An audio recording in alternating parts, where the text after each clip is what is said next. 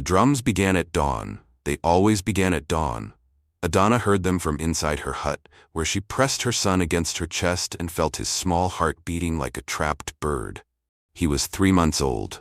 His name was Chidi, which meant God exists. She had chosen that name carefully, hoping it would protect him. It did not. Outside, the village of Umuna was waking to the sound that every mother feared. The drums were not music. They were announcement. They were countdown. They were the sound of the king's law becoming flesh.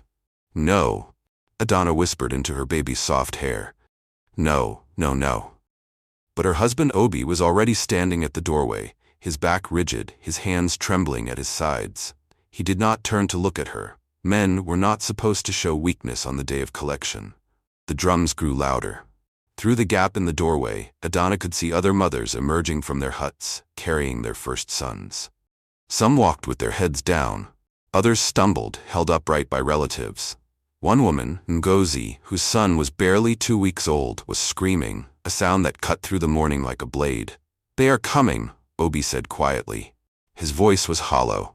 Adana looked down at Chidi. He was awake now, his dark eyes staring up at her with perfect trust. He did not know that in this village being a first son was a death sentence. He did not know that the king's law, which had stood for 3 generations, demanded his blood. He smiled at her. She began to weep. The king's soldiers moved through the village like shadows, silent except for the heavy thud of their staffs against the earth. There were 6 of them, all tall, all expressionless. They wore dark cloth wrapped around their waists and cowrie shells across their chests. Their faces were painted white with chalk, making them look like spirits. The lead soldier stopped at each compound and called out in a voice that carried no emotion. "Present the first son." Most families obeyed immediately. They brought their babies forward, placed them in the large woven baskets the soldiers carried, and stepped back. They did not beg. Begging had been tried in the early years, and it had changed nothing. But Ngozi, the woman who had been screaming, could not let go. She held her infant son against her chest and backed away from the soldiers, shaking her head frantically. "Please," she sobbed. "Please, he is too small. He has not even learned to laugh yet. Please." The lead soldier did not respond. He simply waited. Ngozi's husband stepped forward. His name was Emeka, and he was a strong man, a farmer with arms thick from working the land. But now he looked broken. He placed his hand gently on his wife's shoulder. "Ngozi," he said softly, "it is the law." "I don't care about the law," she screamed. "He is my son." The entire village watched in silence. No one moved to help her. They had learned over the years that resistance only made things worse. Emeka's face crumpled, but he did what every father before him had done. He pried the baby from his wife's arms. She collapsed to the ground, her screams dissolving into broken sobs. Emeka walked forward and placed his son in the basket. The soldier nodded once, then moved on to the next compound. When the soldiers reached Adana's home, she was ready. Not because she wanted to be, but because she had spent the entire night preparing herself for this moment. She had bathed Chidi in warm water mixed with herbs. She had rubbed shea butter into his skin until it glowed. She had wrapped him in her best cloth, the one with yellow and red patterns that her own mother had given her. If her son was going to die, he would die beautiful. The lead soldier stood before her doorway. "Present the first son," he said. Adana stepped forward. She did not cry. She had no tears left. She kissed Chidi's forehead once, twice, 3 times. Then she placed him in the basket with the other babies. Chidi did not cry either. He simply looked up at the sky, his small hands reaching toward the morning light. The soldier moved on. Behind Adana, Obi let out a sound that was not quite a sob, not quite a groan. It was the sound of a man trying to hold himself together and failing. By midday, the soldiers had collected 12 first sons. 12 babies, ranging from 2 weeks old to 6 months old, all placed in baskets and carried toward the sacred grove at the edge of the village. The grove was surrounded by thick forest, and no one except the king and the high priest were allowed to enter. The villagers gathered in the center of Umuna to watch the procession pass. It was tradition. You were supposed to witness. You were supposed to remember. An old woman named Mama Neka stood at the front of the crowd. She had lived through 43 sacrifices. She had lost 2 grandsons to the law. Her face was like carved wood, hard and unmoving, but her eyes carried a weight that never lifted. Beside her, the young girl whispered, "Mama, why does the god need the first sons?" Mama Nika did not answer immediately. She watched the soldiers disappear into the forest, the baby's soft cries fading into silence. Finally, she said, "Because the king says so." "But why does the king say so?" "Because the god demands it." "But how do we know the god demands it?" Mama Nika turned to look at the child. Her expression was tired, so tired. "We know because we have always known, and we obey because we have always obeyed." The girl frowned, unsatisfied, but she did not ask again. No one ever did. The law had begun in the time of King Obins I. He had been a young king, barely 20 years old, when a great drought came to the land. The crops withered, the rivers dried, the animals fled, the people began to starve. King Obins consulted the high priest, a man named Akuchi, who claimed to speak directly to the god Amadioha, the god of thunder and justice. Akuchi spent 7 days and 7 nights in the sacred grove. When he emerged, he was trembling. "I have heard the voice of Amadioha," he announced to the gathered village. "He is angry with us. He says we have grown selfish. He says we keep the best for ourselves and give him only scraps." The people were terrified. "What does he want?" they asked. "He wants proof of our devotion," Akuchi said. "He wants the thing we value most. He wants our first sons." There was chaos. Mothers wailed, fathers protested. But King Obins raised his hand, and the crowd fell silent. "If this is what the god demands," the king said slowly, "then this is what we must give."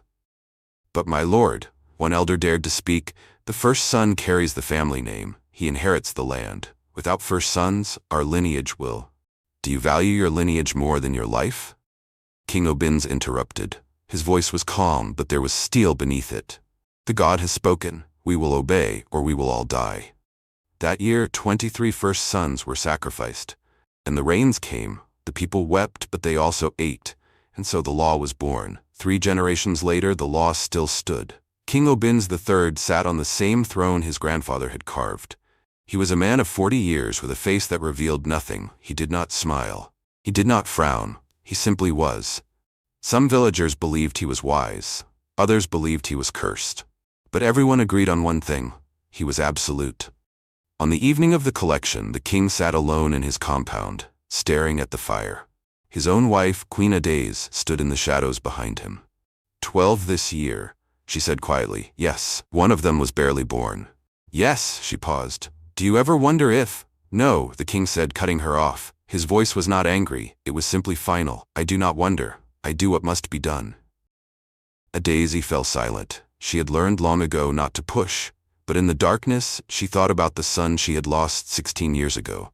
Her first son, the king's first son. The law spared no one, not even royalty. In the weeks that followed the collection, the village of Umuna tried to return to normal. The mothers who had lost their sons moved through their days like ghosts. They cooked, they fetched water, they tended the fields. But their eyes were empty. Adana was one of them. She would wake in the night reaching for Chidi, forgetting for just a moment that he was gone. Then memory would crash over her, and she would lie in the darkness, unable to breathe. Obi tried to comfort her, but he was drowning in his own grief. He stopped speaking. He stopped eating. He would sit outside their hut for hours, staring at nothing. One evening, Adana's younger sister Kalechi came to visit. She brought a pot of soup and sat beside Adana in silence for a long time. Finally, Kalechi said, "You should try again, for another child." Adana turned to her slowly. "Another child? A second son would be safe. Or a daughter, you could—" "I don't want another child," Adana said, her voice flat. "I want Chidi." Kalechi looked down at her hands. "I'm sorry. I just thought maybe it would help." "Nothing helps." They sat in silence again. Then Adana said something that surprised even herself. "Do you ever wonder what happens to them? In the grove?" Kalechi's eyes widened. "Adana, you shouldn't—" "No one has ever seen it," Adana continued. "No one knows what the ritual looks like. We just give them our sons and they disappear." "That's because it's sacred," Kalechi said quickly. "We're not meant to know. Or because we're not meant to ask." Kalechi stood abruptly.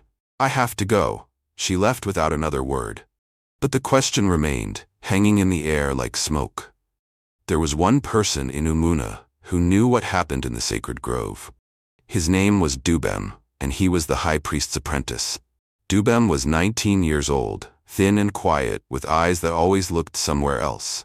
He had been chosen for his position when he was 12, after the previous apprentice died of fever. The high priest, now an ancient man named Ezi, had taken Dubem into the grove and taught him the rituals. Dubem had seen things he wished he could forget. On the night of the collection, he was required to assist Ez in preparing the sacred altar.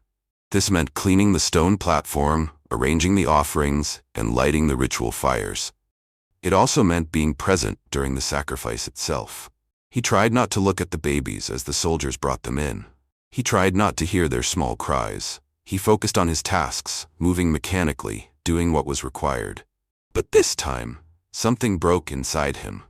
One of the babies, a small girl with wide eyes, reached out toward him as she lay on the altar. Her fingers opened and closed, grasping at air. Dubem's hands trembled so violently that he dropped the ceremonial knife. Izzy turned to him sharply. "Control yourself." "I'm sorry, master. This is sacred work. You dishonor the god with your weakness." Dubem picked up the knife, his heart pounding. Eze continued the ritual, chanting the ancient words, calling upon Amadioha to accept the offering. And then, Dubem watched. He had watched many times before, but this time he truly saw, and what he saw made his blood turn cold. The ritual ended as it always did. The fires were extinguished, the altar was cleaned. The soldiers removed the baskets, now lighter, and carried them deeper into the forest. Dubem walked back to his small hut behind the temple, his legs unsteady. He could not sleep. He lay on his mat, staring at the ceiling, and for the first time in 7 years he allowed himself to think the thought he had been suppressing. What if this is wrong? It was a dangerous thought. Questioning the god was blasphemy. Questioning the king was treason. But the thought would not leave him. He sat up and reached for a small wooden box hidden beneath his sleeping mat. Inside was something he had found 3 years ago, during a cleaning of the temple's storage room. It was an old scroll, written in faded ink. He had read it only once, late at night, and then hidden it away because what it contained was impossible. Now he unrolled it again and read by the light of a single candle. The scroll was a record kept by a priest who had served under King Obin I. It described the first sacrifice, but it did not match the story everyone knew. According to this record, the god Amadioha had never demanded first sons, he had demanded something else entirely. Dubem read the scroll 3 times, his hands shaking. The priest who had written it, a man named Chinedu, had been present when Akuchi, the original high priest, had emerged from the sacred grove claiming to have heard the god's voice. But Chinedu had written something else. "I do not believe Akuchi heard the voice of Amadioha. I believe he heard the voice of his own ambition. The king was young and frightened. The drought was real. Akuchi saw an opportunity to gain power, and he took it. He told the king what he wanted to hear, that the god demanded sacrifice. But the god demanded no such thing. The god asked only for humility. For fasting, for prayer, not blood." The scroll continued. "I confronted Akuchi in private. He laughed at me. He said the people need to fear something greater than themselves. Fear keeps them obedient, and obedience keeps the kingdom strong. I asked him what would happen to the children. He said, 'That is not your concern.' I have carried this knowledge for 20 years, and it has poisoned me. I write this now because I am dying, and I cannot take this secret to the grave. Whoever reads this, the sacrifices are a lie. The god never wanted the first sons, we took them anyway." Dubem sat in the darkness, the scroll trembling in his hands. If this was true, then every child who had died, hundreds of them over 3 generations, had died for nothing. Not for the god, not for the harvest, for power, for control, for fear. Dubem felt something rise in his chest. It was not quite anger, it was not quite grief, it was something darker. It was the realization that he had been complicit. Days passed. Dubem moved through his duties like a man underwater. He assisted Eze with the daily prayers, he cleaned the temple, he prepared the offerings. But inside, he was unraveling. He began to notice things he had ignored before. The way Ez never spoke of the god with reverence, only with routine. The way the king never entered the sacred grove himself, only sent the soldiers. The way no one, not the elders, not the priests, not even the queen, ever questioned the law. One afternoon, as Dubem was sweeping the temple floor, Izzy called him over. "You have been distracted," the old priest said. His voice was thin and raspy like dried leaves. "What troubles you?" Dubem hesitated. "Nothing, master." Izzy's eyes narrowed. "Do not lie to me, boy. I have known you since you were a child. Something has changed." Dubem's heart raced. He could not tell Izzy about the scroll, but he could ask a question. "Master," he said carefully, "have you ever wondered if the god truly demands the first sons?" The silence that followed was suffocating. Izzy stared at him for a long moment. Then, slowly, he smiled. It was not a kind smile.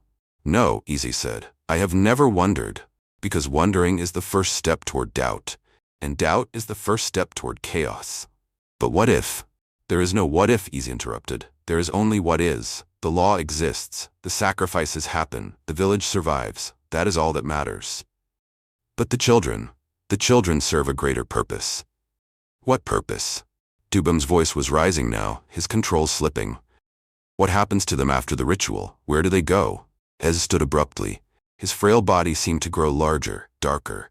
"You forget yourself, apprentice. You are not here to question, you are here to obey."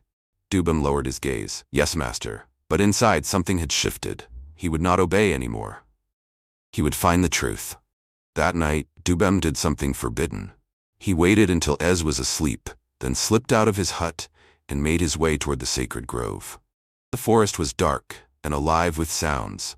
Insects chirping, branches rustling, distant animal calls. Dubem's heart pounded as he approached the edge of the grove. No one except the high priest and the king were allowed to enter. To do so was to invite death. But Dubem had already crossed a line. There was no going back now. He stepped past the marker stones and into the grove. The air changed immediately. It was colder here, heavier. The trees seemed to lean inward, their branches forming a canopy that blocked out the stars. Dubem moved slowly, carefully, following the path he had walked many times during rituals.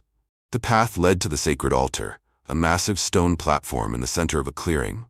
But Dubem did not stop at the altar. He continued past it, into a part of the grove he had never explored. And that was when he found it. A pit.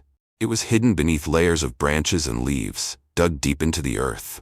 Dubem knelt at the edge and peered down. He could not see the bottom. He picked up a stone and dropped it. It fell for a long time before he heard the distant thud, and then he smelled it. Rot, decay, death. Dubem stumbled backward, his stomach heaving. This was where the children went, not to the god, to the pit. Dubem ran. He ran through the forest, branches tearing at his skin, his breath coming in ragged gasps. He did not stop until he reached his hut, where he collapsed on the floor, shaking. The children were not sacrificed. They were murdered, and then they were thrown away. He pressed his hands against his face and tried to breathe. All those years, all those rituals, all those mothers weeping. For nothing. For a lie. He thought of the babies he had watched Eze place on the altar. He thought of their small hands reaching, their soft cries. He had done nothing. He had stood there and watched, and done nothing. The guilt was unbearable. Dubem knew he could not carry this knowledge alone. He had to tell someone, but who? If he told the villagers, they would not believe him. The law had stood for 3 generations. It was woven into the fabric of their lives. To challenge it was to challenge everything. If he told the king, he would be killed. If he told Eze, he would be killed. But there was one person who might listen. Mama Neka.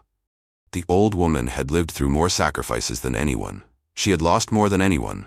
If anyone would understand, it would be her. Dubem waited until the next market day when the village gathered in the square. He approached Mama Neka quietly, standing beside her as she examined a pile of yams. "Mama," he said softly, "I need to speak with you, in private." She glanced at him, her eyes sharp. What does the priest's apprentice want with an old woman? "Please, it's important." She studied him for a moment, then nodded. "Come." They walked to the edge of the village, to a place where the trees grew thick and the sounds of the market faded. Dubem told her everything. The scroll, the pit, the lie. When he finished, Mama Neka was silent. She stood with her arms crossed, staring at the ground. Finally she spoke. "I believe you." Dubem's eyes widened. "You do?" "I have always known something was wrong," she said quietly. "I have felt it in my bones, but I did not have the words for it. I did not have the proof." "Then we have to tell the others," Dubem said urgently. We have to stop this. Mama Neka shook her head slowly. It is not that simple. Why not? If we show them the scroll, if we take them to the pit, they will not believe us, she said firmly. Or worse, they will believe us and do nothing. But fear is a powerful thing, boy. This village has been built on fear. Fear of the god, fear of the king, fear of drought, of famine, of death. The sacrifices give them something to hold on to, a reason for their suffering. If you take that away, what do they have left? Dubem felt his hope crumbling. So we do nothing? Mama Neka looked at him with eyes that had seen too much. I did not say that. I said it will not be easy. Over the following weeks, Dubem and Mama Neka began to quietly speak with others. They did not announce their discovery. They did not accuse the king or the priest. They simply asked questions. Have you ever wondered what happens in the sacred grove? Have you ever asked why the god needs first sons specifically? Have you ever seen proof that the sacrifices bring the rain? Most people shut them down immediately. They did not want to hear it. They could not afford to hear it. But a few listened. Adana was one of them. When Mama Neka came to her hut one evening, Adana was sitting alone, mending a torn cloth. Her hands moved mechanically, her mind elsewhere. Adana, Mama Neka said gently, I need to tell you something, but you must promise to hear me fully before you respond. Adana looked up, her eyes dull. What is it, Mama? Mama Neka sat beside her and told her everything. When she finished, Adana's hands had stopped moving. The cloth lay forgotten in her lap. Chidi died for nothing? Adana whispered. Yes. All of them. All the children. For nothing? Yes. Adana's face crumpled. She did not cry. She had no tears left. But something inside her broke open. Something raw and terrible. What do we do? She asked, her voice shaking. We find others, Mama Neka said. We gather the mothers, we make them see. It took time. But slowly, carefully, a group began to form. Mothers who had lost their sons. Fathers who had carried the guilt. Elders who had lived long enough to see the cracks in the story. They met in secret, late at night, in the forest beyond the village. There were 12 of them at first. Then 20. Then 30. They did not call themselves rebels. They did not plan violence. They simply wanted the truth. But truth, they were learning, was a dangerous thing. One night, as they gathered, a young man named Chuka stood and said, We should go to the king. We should demand that he open the sacred grove. Let the entire village see what is inside. Others murmured in agreement, but Mama Neka shook her head. The king will not allow it, and even if he did, he would find a way to explain it. He would say the pit is part of the ritual. He would say we do not understand the sacred mysteries. Then what do we do? Chuka demanded. We cannot just keep meeting in secret. We need action. Action without strategy is suicide, Mama Neka said calmly. We need to be patient. But patience was running out. The breaking point came during the next collection. It was time for another sacrifice. The drums began at dawn, just as they always did. But this time, when the soldiers came to collect the first sons, something unexpected happened. A mother named Ifeoma refused. She stood in front of her hut, holding her 3-month-old son, and said, No. The lead soldier stopped. Present the first son.